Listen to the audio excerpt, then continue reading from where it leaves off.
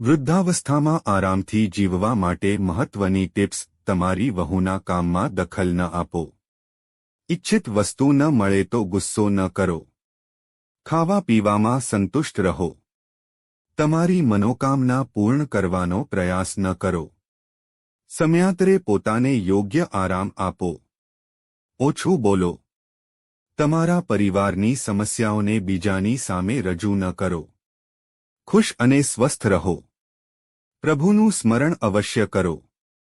કુદરતી જીવનશૈલી અપનાવો.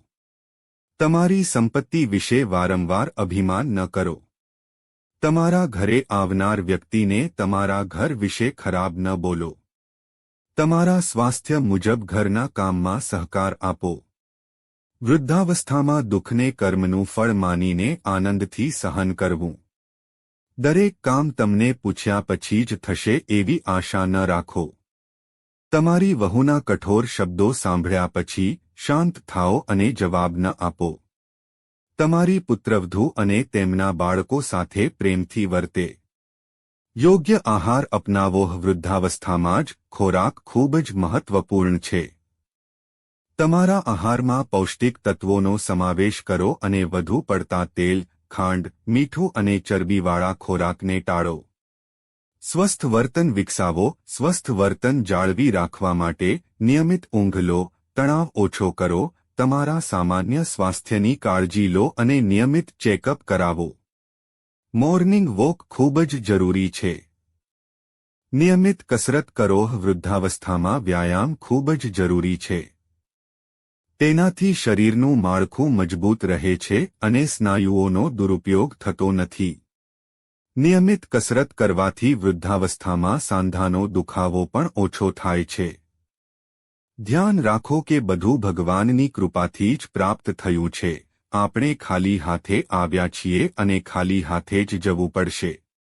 મિત્રો અને કુટુંબીજનો સાથે સંપર્ક જાળવી રાખો. વૃદ્ધાવસ્થામાં એકલતા સામાન્ય છે. આને ટાળવા માટે મિત્રો અને પરિવાર સાથે સંપર્ક જાળવી રાખો જેથી કરીને તમે ખુશ રહો અને તેમની સાથે વાત કરી શકો. વૃદ્ધાવસ્થામાં મનોરંજન એ સૌથી આરોગ્યપ્રદ વિકલ્પ હોઈ શકે છે. તેનાથી તમારું મન ખુશ રહેશે અને તણાવ પણ ઓછો થશે. નિયમિત ચેકઅપ કરાવો. વૃદ્ધાવસ્થામાં નિયમિત ચેકઅપ કરાવવું ખૂબ જ જરૂરી છે. નિયમિત ચેકઅપ કરાવવાથી તમે તમારા શરીરની કોઈપણ સમસ્યાને સમયસર શોધી શકો છો જે પછીથી મોટી સમસ્યામાં ફેરવાઈ શકે છે. તમારા બાળકો અને પરિવાર સાથે જોડાયેલા રહો. વૃદ્ધાવસ્થામાં ખુશ રહેવા માટે તમારા બાળકો અને પરિવાર સાથે જોડાયેલા રહેવું એ ખૂબ જ મહત્વપૂર્ણ રીત છે. આ સૂચનોને અનુસરીને તમે વૃદ્ધાવસ્થામાં આરામથી જીવી શકો છો. સુખી જીવન માટે શુભેચ્છાઓ.